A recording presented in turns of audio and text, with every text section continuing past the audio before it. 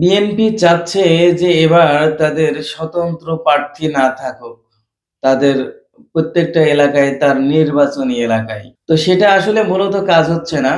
এজন্য বিএনপি থেকে এবার স্বতন্ত্র প্রার্থীদের বিষয়ে হার্ড লাইনে যাচ্ছে হচ্ছে বিএনপি। বিদ্রোহী প্রার্থীদের বিরুদ্ধে হার্ড লাইনে বিএনপি। দলীয় সিদ্ধান্তের বাহিরে গিয়ে বিএনপির বেশ কিছু সংখ্যক নেতা স্বতন্ত্র প্রার্থী হিসাবে নির্বাচন করার সিদ্ধান্ত নিয়েছে। মূলত যারা দল থেকে মনোনয়ন পায় নাই এমন কিছু সংখ্যক হচ্ছে তারা হচ্ছে স্বতন্ত্র প্রার্থী হিসেবে ভোট করবে, তারা এমন সিদ্ধান্ত জানিয়েছে। ফলে আসন্ন জাতীয় নির্বাচনের দলটির জন্য এক ধরনের রাজনৈতিক চ্যালেঞ্জ তৈরি করেছে। আসলে যদি বিএনপির মনোনীত প্রার্থীও থাকে, আবার যে ওখানে যদি স্বতন্ত্র প্রার্থীও থাকে, তাহলে একটা বড় একটা চ্যালেঞ্জের বিষয়। এইজন্য মূলত বিএনপি এক্কেবারে হার্ড লাইনে যাচ্ছে। পরিস্থিতি সামাল দিতে বিদ্রোহী প্রার্থীর বিরুদ্ধে হার্ড লাইনে যাওয়ার সিদ্ধান্ত নেওয়া হয়েছে।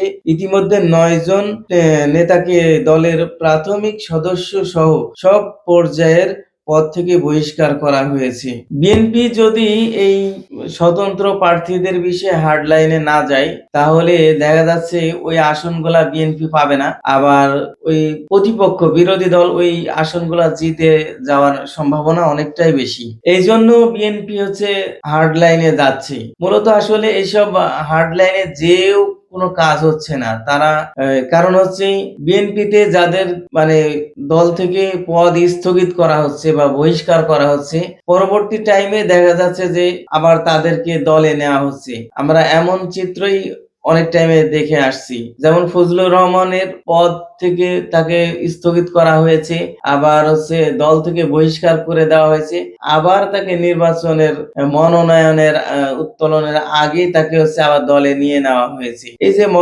একটা চিত্র আমরা দেখতে পাচ্ছি। এই জন্য যারা বিদ্রোহী প্রার্থী তারা হয়তো অনেকেই মনে করছেন যে আজকে আমাকে দল থেকে হয়তো বহিষ্কার করেছে, হয়তো পরবর্তী টাইমে আমাকে আবার দলে টেনে নিবে। এই জন্যই হার্ড লাইনে তেমন কোনো কাজ হচ্ছে না। আবার এমনও হতে পারে যারা হচ্ছে স্বতন্ত্র প্রার্থী হয়েছে, তারা যদি কেউ যদি হচ্ছে পাশ করে, আবার হয়তো বিএনপি তাদেরকে কাছে টেনে নিতে পারে, এমনটাও প্রার্থীরা হচ্ছে ধারণা করছে। তো হার্ড লাইনে যাওয়ার আগে এটা চিন্তা করা দরকার যে যাকে আমি বহিষ্কার করলাম তাকে আর কোনোদিনও আমার দলে হচ্ছে যোগদান বা তার কোনো পদ আমরা দিব না। এমন যদি হার্ড লাইনে বিএনপি যায়, তাহলে হয়তো এই কাজকে অনেক ফলপ্রসূ দেখাবে।